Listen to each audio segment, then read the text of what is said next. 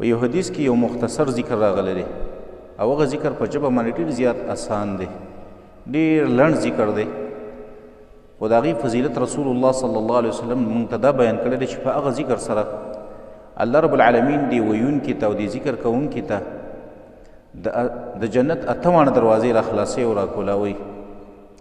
یعنی هغه ذکر چې څوک وکړي الله رب العالمین دی بنده ته د جنت 8 دروازې را کولاو کړي.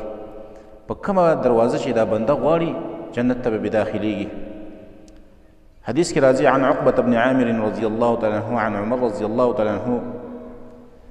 عقبة بن عامر رضی الله تعالی عنه روایت کړی دی د عمر رضی الله تعالی عنه نه.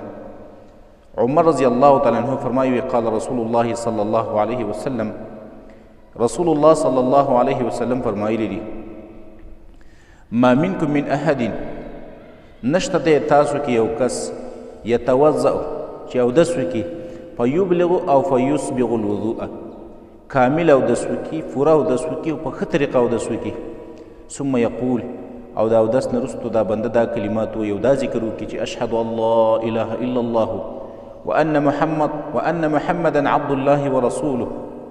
نو حدیث کې راځي رسول الله صلی الله علیه وسلم فرمایي الا فتحت له ابواب الجنة الثمانیه، دې بنده ته الله رب العالمین د جنت 8 دروازې را کولاو کړي او را خلاصې کړي.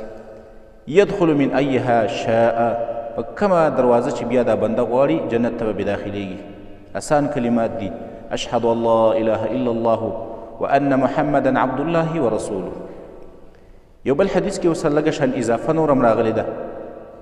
عمر رضی الله تعالی عنه دغه حدیث دی، عمر رضی الله تعالی عنه فرمایي وی رسول الله صلی الله علیه وسلم فرمایلی دي من توضأ فاحسن الوضوء، څوک چې اودس وکړي او مزیدار اودس وکړي، ښایسته اودس وکړي، په ښه شان یې وکړي، ثم قال او بیا دا بنده داسې ووایي د دې اودس کولو نه وروستو دا ذکر وکړي چې اشهد ان لا اله الا الله وحده لا شریک له واشهد ان محمدا عبد الله ورسوله اللهم اجعلني من التوابین واجعلني من المتطهرین، دا کلمات او دا ذکر وکړي نو رسول الله صلی الله علیه وسلم فرمایي فتحت له 8 ابواب الجنه، دی بنده ته الله رب العالمین د جنت 8 دروازې را کولاو کړي.